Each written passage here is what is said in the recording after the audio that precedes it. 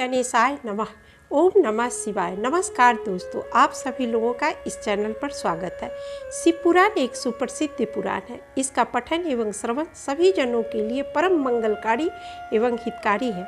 इस एपिसोड में मैं शिव पुराण में वर्णित शतरुद्र संहिता का प्रथम भाग आपके समक्ष प्रस्तुत कर रही हूँ। सौनक जी बोले, हे महात्मा सुत जी, अब आप मुझे सज्जनों का कल्याण करने वाले भगवान शिव जी के अवतारों की भी सुखद कथा सुनाने की कृपा करें। सौनक जी ने कहा कि यही रहस्यमयी कथा सुनने की इच्छा सनत कुमार जी ने नंदीश्वर के आगे प्रकट की थी। उन्होंने जैसा वर्णन किया था वही मैं आपको सुनाता हूँ, आप ध्यान देकर श्रवण करें। नंदीश्वर जी बोले, हे सनत कुमार जी, शंकर जी के असंख्य अवतारों में कतिपय प्रमुख अवतारों का वर्णन मैं आपके समक्ष प्रस्तुत करता हूँ। नंदीश्वर जी बोले, हे सनत कुमार जी, सर्वव्यापी सर्वेश्वर शिव के कल्पांतरों में असंख्य अवतार हुए हैं, तथापि इस समय मैं अपनी बुद्धि के अनुसार उनमें से एक कुछ का वर्णन करता हूँ। 19वां कल्प जो श्वेत लोहित नाम से विख्यात है, उसमें शिव जी का सधोजात नामक अवतार हुआ था। वह उनका प्रथम अवतार कहलाता है। उस कल्प में जब ब्रह्मा परब्रह्मा का ध्यान कर रहे थे, उसी समय एक श्वेत और लोहित वर्ण वाला शिखाधारी कुमार उत्पन्न हुआ। उसे देखकर ब्रह्मा ने मन ही मन विचार किया। जब उन्हें यह ज्ञात हो गया कि यह पुरुष ब्रह्मा रूपी परमेश्वर है, तब उन्होंने अंजलि बांधकर उसकी वंदना की। फिर जब भुवनेश्वर ब्रह्मा को पता लग गया कि यह सधोजात कुमार शिव ही हैं, तब उन्हें महान हर्ष हुआ। वे अपनी सद्बुद्धि से बारंबार उस पर ब्रह्मा का चिंतन करने लगे। ब्रह्मा जी ध्यान कर ही रहे थे कि वहाँ श्वेत वर्ण वाले 4 यशस्वी कुमार प्रकट हुए। वे परमोत्कृष्ट ज्ञान संपन्न तथा पर ब्रह्मा के स्वरूप थे। उनके नाम थे सुनंद, नंदन, विश्वनंदन और उपनंदन। ये सब के सब महात्मा थे और ब्रह्मा जी के शिष्य हुए। इनसे वह ब्रह्मालोक व्याप्त हो गया। तदनंतर सधोजात रूप से प्रकट हुए परमेश्वर शिव ने परम प्रसन्न होकर ब्रह्मा को ज्ञान तथा सृष्टि रचना की शक्ति प्रदान की। यह सधोजात नामक पहला अवतार हुआ। तदनंतर रक्त नाम से प्रसिद्ध 20वां कल्प आया। उस कल्प में ब्रह्मा जी ने रक्त वर्ण का शरीर धारण किया था। जिस समय ब्रह्मा जी पुत्र की कामना से ध्यान कर रहे थे, उसी समय उनसे एक पुत्र प्रकट हुआ। उसके शरीर पर लाल रंग की माला और लाल ही वस्त्र शोभा पा रहे थे। उसके नेत्र भी लाल थे और आभूषण भी लाल थे। उस महान आत्मबल से संपन्न कुमार को देखकर ब्रह्मा जी ध्यानस्थ हो गए। जब उन्हें ज्ञात हो गया कि ये वामदेव शिव हैं, तब उन्होंने हाथ जोड़कर उस कुमार को प्रणाम किया। तत्पश्चात उनके विरजा, विवाह, विशोक और विश्वभावन नाम के 4 पुत्र उत्पन्न हुए, जो सभी लाल वस्त्र धारण किए हुए थे। तब वामदेव रूपधारी परमेश्वर शंभु ने परम प्रसन्न होकर ब्रह्मा को ज्ञान तथा सृष्टि रचना की शक्ति प्रदान की। यह वामदेव नामक दूसरा अवतार हुआ। इसके बाद 21वां कल्प आया, जो पीतवासा नाम से कहा जाता था। उस कल्प में महाभाग ब्रह्मा पीत वस्त्र धारी हुए। जब वे पुत्र की कामना से ध्यान कर रहे थे, उस समय उनसे एक महातेजस्वी कुमार उत्पन्न हुआ। उस प्रौढ़ कुमार की भुजाएं विशाल थी और उसके शरीर पर पीतांबर झलमला रहा था। उस ध्यानमग्न बालक को देखकर ब्रह्मा जी ने अपनी बुद्धि के बल से उसे तत्पुरुष शिव समझा। तब उन्होंने ध्यानयुक्त चित्त से संपूर्ण लोकों द्वारा नमस्कृत महादेवी सांक्री गायत्री तत्पुरुषाय विद्ये महादेवाय धीमहि का जप करके उन्हें नमस्कार किया। इससे महादेव जी प्रसन्न हो गए। तत्पश्चात उनके पार्श्व भाग से पीत वस्त्रधारी दिव्य कुमार प्रकट हुए। वे सब के सब योग मार्ग के प्रवर्तक हुए। यह तत्पुरुष नामक तीसरा अवतार हुआ। तत्पश्चात स्वयंभू ब्रह्मा ने उस पीतवर्ण नामक कल्प के बीत जाने पर पुनः दूसरा कल्प प्रवृत्त हुआ। उसका नाम शिव था। जब एकार वर्ण की दशा में 1 सहस्त्र दिव्य वर्ष व्यतीत हो गए, तब ब्रह्मा जी प्रजाओं की सृष्टि करने की इच्छा से दुखी हो विचार करने लगे। उस समय उन महातेजस्वी ब्रह्मा के समक्ष एक कुमार उत्पन्न हुआ। उस महापराक्रमी बालक के शरीर का रंग काला था। वह अपने तेज से उद्दीप्त हो रहा था तथा काला वस्त्र, काली पगड़ी और काला यज्ञोपवीत धारण किए हुए था। उसका मुकुट भी काला था और स्नान के पश्चात अनुलेपन चंदन भी काले रंग का ही था। उन भयंकर पराक्रमी महामनस्वी देवेश्वर अलौकिक कृष्ण पिंगल वर्ण वाले अघोर को देखकर ब्रह्मा जी ने उनकी वंदना की। तत्पश्चात ब्रह्मा जी उन भक्तवत्सल अविनाशी अघोर को ब्रह्मा रूप समझकर इष्ट वचनों द्वारा उनकी स्तुति करने लगे। तब उनके पार्श्व भाग से कृष्ण वर्ण वाले तथा काले रंग का अनुलेपन धारण किए हुए 4 मनस्वी कुमार उत्पन्न हुए। वे सब के सब परम तेजस्वी और व्यक्त नामा तथा शिव सरीखे रूप वाले थे। उनके नाम थे कृष्ण, कृष्ण सिख, कृष्णास्य और कृष्ण कंठधृक। इस प्रकार उत्पन्न होकर इन महात्माओं ने ब्रह्मा जी की सृष्टि रचना के निमित्त महान अद्भुत घोड़ नामक योग का प्रचार किया। यह अघोड़ नामक चौथा अवतार हुआ। मुनीश्वरों, तदनंतर ब्रह्मा का दूसरा कल्प प्रारंभ हुआ। वह परम अद्भुत था और विश्वरूप नाम से विख्यात था। उस कल्प में जब ब्रह्मा जी पुत्र की कामना से मन ही मन शिव जी का ध्यान कर रहे थे, उसी समय महान सिंहनाद करने वाली विश्वरूपा सरस्वती प्रकट हुई तथा उसी प्रकार परमेश्वर भगवान ईशान प्रादुर्भूत हुए, जिनका वर्ण शुद्ध स्फटिक के समान उज्ज्वल था और जो समस्त आभूषणों से विभूषित थे। उन अजन्मा, सर्वव्यापी, सब कुछ प्रदान करने वाले, सर्वस्वरूप, सुंदर रूप वाले तथा अरूप ईशान को देखकर ब्रह्मा जी ने उन्हें प्रणाम किया। तब शक्ति सहित विभु ईशान ने भी ब्रह्मा को सन्मार्ग का उपदेश देकर 4 सुंदर बालकों की कल्पना की। उन उत्पन्न हुए शिशुओं का नाम था जटी, मुंडी, शिखंडी और अर्धमुंड। वे योगानुसार सद्धर्म का पालन करके योग गति को प्राप्त हो गए। यह ईशान नामक 5वां अवतार हुआ। महेश्वर की ईशान, पुरुष, घोर, वामदेव और ब्रह्मा, ये 5 मूर्तियां विशेष रूप से प्रसिद्ध है।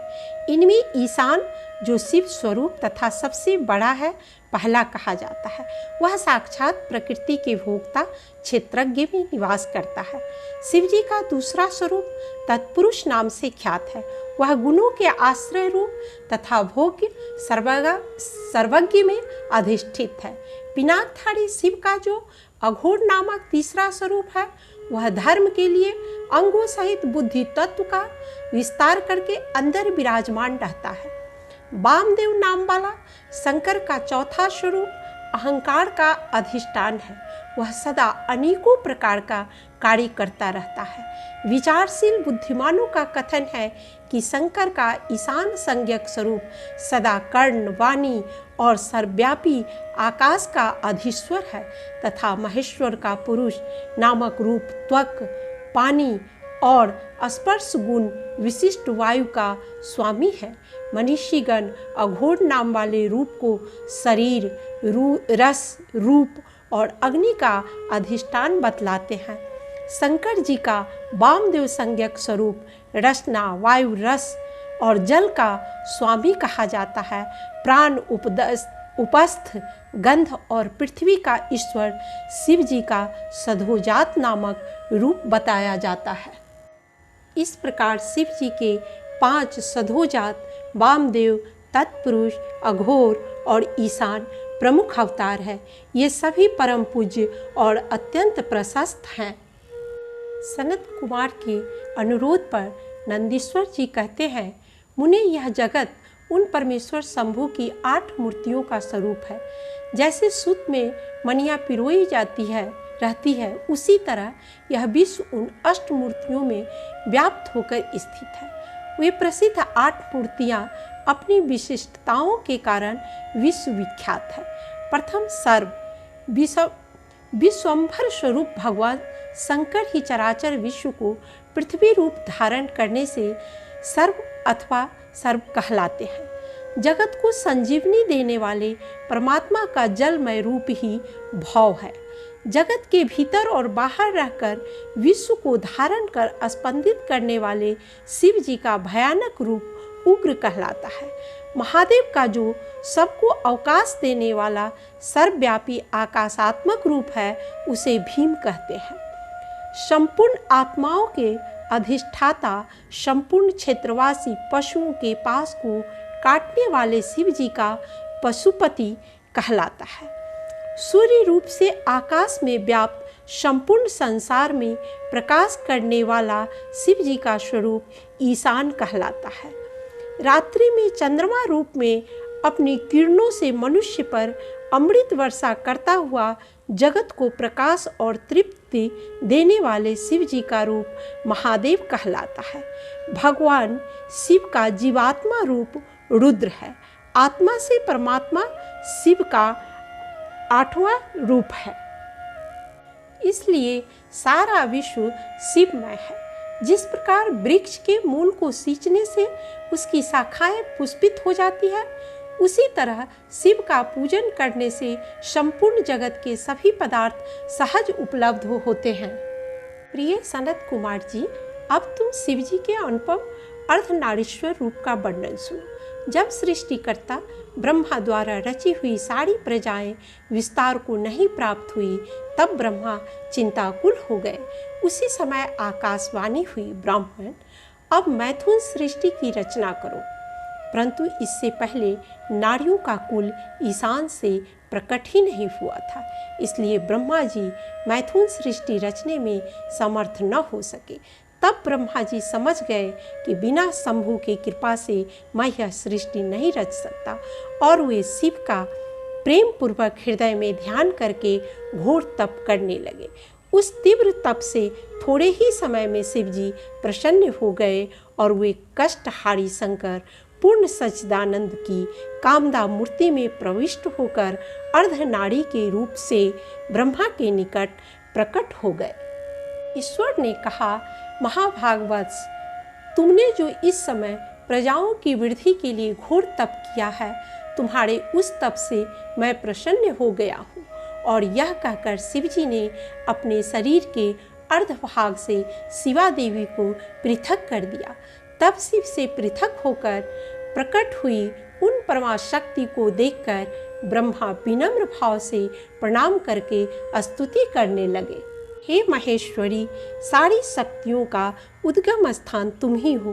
तुम मुझे नारी कुल की सृष्टि करने के लिए शक्ति प्रदान करो। मैं तुम्हारे चरणों में नमस्कार करता हूँ। मुझे एक वर दो। वह वर यह है, सर्वव्यापी जगजननी, तुम चराचर जगत की वृद्धि के लिए अपने एक सर्वसमर्थ रूप से मेरे पुत्र दक्ष की पुत्री हो जाओ। ब्रह्मा द्वारा यो याचना किए जाने पर परमेश्वरी देवी शिवा ने तथास्तु कहकर वह शक्ति ब्रह्मा को प्रदान कर दी। शिवा देवी ने अपने भवों के मध्य भाग से अपने ही समान प्रभावशाली एक शक्ति की रचना की। उस शक्ति को देखकर भगवान शंकर हंसते हुए बोले, हे जगदम्बिका, ब्रह्मा जी का सारा मनोरथ पूर्ण करो। यह सुनकर जगदम्बिका ने दक्ष की पुत्री होना स्वीकार कर लिया। मुने, इस प्रकार शिवा देवी ब्रह्मा को अनुपम शक्ति प्रदान करके शंभु के शरीर में प्रविष्ट हो गई। तत्पश्चात भगवान शंकर भी तुरंत अंतर्ध्यान हो गए। तभी से इस लोक में स्त्री भाग की कल्पना हुई और मैथुन सृष्टि चल पड़ी। इससे ब्रह्मा को महान आनंद प्राप्त हुआ। यह कथा सत्पुरुषों के लिए मंगलदायक है। फिर नंदीश्वर ने वराह कल्प में होने वाले शिव जी के प्रथम अवतार से लेकर 9 ऋषभ अवतार तक का वर्णन किया। फिर नंदीश्वर जी कहते हैं कि ब्रह्मा जी के आग्रह पर शिव जी द्वारा 10वें से लेकर 28वें योगेश्वर अवतारों का वर्णन किया और फिर वे देवेश्वर उनकी ओर दृष्टिपात करके वही अंतर्ध्यान हो गए। सनत कुमार की जिज्ञासा पर नंदीश्वर उन्हें अपने जन्म का वृत्तांत सुनाते हुए बोले, शिलाद नामक एक धर्मात्मा मुनि थे। वे अयोनिज तथा मृत्युहीन पुत्र हेतु तप करके देवेश्वर इंद्र को प्रसन्न किया, परंतु इंद्रदेव इस तरह के पुत्र को वरदान देने में खुद को असमर्थ बताते हुए कहे कि महादेव ही इसके लिए सामर्थ्यवान है, दूसरा कोई नहीं। फिर मुनि महादेव को प्रसन्न करने के लिए घोर तप करने लगे। उसके तपस्या से महादेव प्रसन्न होकर प्रकट हुए। तब मुनि हाथ जोड़कर बोले, प्रभु मैं आपके ही समान मृत्युहीन अयोनिज पुत्र चाहता हूँ। तब शिव जी प्रसन्न होकर बोले, विप्र मैं सारे जगत का पिता हूँ, फिर भी तुम मेरे पिता बनोगे और मैं तुम्हारा अयोनिज पुत्र होऊंगा तथा मेरा नाम नंदी होगा। और वही महादेव उमा सहित अंतर्ध्यान हो गए। घर आकर शिलाद की यज्ञाग्नि से मैं प्रकट हुआ। मुझ त्रिनेत्र चतुर्भुज जटा मुकुटधारी पुत्र रूप में पाकर शिलाद को बड़ी प्रसन्नता हुई। मेरे जन्म से आनंदित पिता ने मुझे आनंददाता मानते हुए मेरा नाम नंदी रख दिया। अपने पिता की कुटिया में जाकर मैंने साधारण बालक का रूप धर लिया। मेरे 7 वर्ष का होने पर मित्रावरुण मुझे देखने आए और मेरी अल्पकाल में अर्जित विद्या पर आश्चर्य प्रकट करने लगे। उन्होंने मेरे पिता को मेरे 1 ही वर्ष आयु शेष बताकर उन्हें व्यथित कर चिंतित कर दिया। मैंने अपने पिता को भगवान शंकर के भजन से मृत्यु जीतने का विश्वास दिलाकर महावन की ओर प्रस्थान किया। महावन में जाकर मैंने भगवान शिव को प्रसन्न करने के लिए कठोर तप किया तो आशुतोष प्रभु शंकर पार्वती सहित मेरे सम्मुख प्रकट हुए। मैंने उन्हें प्रणाम करके अनेक प्रकार से स्तुति की, जिस पर प्रसन्न होकर शंकर भगवान ने मुझे बताया कि मित्र वरुण को तो उन्होंने भेजा था, अन्यथा तुम तो मेरे अजर अमर पुत्र हो और मैं तुम्हें अपने गणों का अधिपति बनाता हूँ। कृपा सागर शंभु ने कमलों की बनी हुई अपनी शिरोमाला को उतारकर तुरंत ही मेरे गले में डाल दिया। विप्रवर उस शुभ माला के गले में पड़ते ही मैं 3 नेत्र 10 भुजाओं से संपन्न हो गया तथा द्वितीय शंकर सा प्रतीत होने लगा और शिव जी ने कृपा करते हुए मुझे अपना चिर सानिध्य प्रदान किया। यथा समय मरुद की रूपवती सुयसा नाम की कन्या से मेरा विवाह हुआ। हम दोनों पति पत्नी को भगवती पार्वती ने अपने चरणों में नित्य भक्ति का वरदान दिया, जिससे हम कृत्य भाव से शिव पार्वती के समीप रहकर ही उनका गुणगान करने लगे। तदनंतर भगवान शंकर के भैरवा अवतार का वर्णन करके नंदीश्वर ने कहा, महामुनि वे मार्गशीर्ष मास के कृष्ण पक्ष की अष्टमी को भैरव रूप से अवतार लिया था। इसलिए जो मनुष्य मार्गशीर्ष की कृष्णाष्टमी को काल भैरव के सन्निकट या अन्यत्र भी उपवास करके रात्रि में जागरण करता है, वह समस्त पापों से मुक्त हो जाता है। शिव जी की माया दुरात्म्य है। एक बार देवताओं ने ब्रह्मा जी से अविनाशी तत्व बताने का आग्रह किया। शिव जी की माया से मोहित ब्रह्मा और विष्णु अपना अपना प्रभुत्व स्थापित करने लगे और अपने पक्ष में शास्त्र वाक्य उद्धृत करने लगे। अंततः वेदों से पूछने का निर्णय हुआ तो मूर्ति रूप धारण कर आए चारों वेदों ने कर्मशः अपना अपना मत इस प्रकार प्रकट किया। ऋग्वेद बोले, जिसके भीतर समस्त भूत निहित है, जिससे सब कुछ प्रवृत्त होता है और जिसे परम तत्व कहा जाता है, वह एक रुद्र रूप ही है। यजुर्वेद, जिसके द्वारा हम वेद भी प्रमाणित होते हैं तथा जो ईश्वर के संपूर्ण योगों तथा योगों से भजन किया जाता है, सबका दृष्टा वह एक शिव ही है। सामवेद बोले, जो समस्त संसारी जनों को भरमाता है, जिसे योगी जन ढूंढते हैं और जिसकी कांति से सारा संसार प्रकाशित होता है, वह एक त्रयंबकव शिव ही है। अथर्ववेद बोले, जिसका भक्ति से साक्षात्कार होता है और जो सर्वथा सुख दुखातीत अनादि ब्रह्मा है, वह एक केवल एक शंकर जी ही है। परंतु शिव माया से विमोहित ब्रह्मा और विष्णु वेदों के इस कथन को प्रलाप बताया। उसी समय शिव जी कैलाश भैरव को उत्पन्न किया और उसे ब्रह्मा पर शासन करने का आदेश दिया। काल भैरव तत्क्षण अपने उंगलियों के नखाग्र से ब्रह्मा जी का पंचम सिर काट डाला। ब्रह्मा जी भयभीत हो शतरुद्री का पाठ करने लगे। ब्रह्मा और विष्णु को सत्य की प्रतीति हो गई और वे शिव जी की महिमा का गान करने लगे। यह देखकर ब्रह्मा और विष्णु को अभयदान दिया। इसके उपरांत शिव जी ने भैरवी जी से कहा कि तुम ब्रह्मा के कपाल को धारण करके भिक्षावृत्ति करते हुए वाराणसी चले जाओ। उस नगरी के प्रभाव से तुम ब्रह्मा हत्या के पाप से निवृत्त हो जाओगे। शिव जी के आज्ञा से चिपटा कपाल लेकर भैरवी काशी की ओर चले। ब्रह्मा हत्या भी भैरवी जी का अनुसरण करते हुए उनके पीछे चला। विष्णु जी के मना करने पर उसने कहा, अपने को पवित्र और मुक्त करने के लिए उनके पीछे जा रहा हूँ। भैरव जी जो ही काशी पहुँचे, त्यों ही उनके हाथ से चिपटा कपाल छूटकर पृथ्वी पर गिर पड़ा और उस स्थान का नाम कपाल मोचन तीर्थ पड़ गया।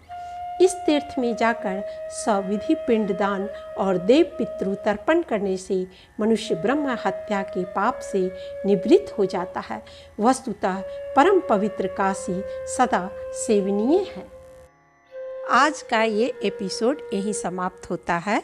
इस चैनल के सभी एपिसोड्स के साथ जुड़े रहने के लिए लाइक, शेयर एवं बेल आइकन दबा के सब्सक्राइब करना न भूलें। मिलते हैं फिर अगले एपिसोड में। तब तक आप सभी लोग अपना ख्याल रखें। महादेव की कृपा आप सबों पर बनी रहे। हर हर महादेव।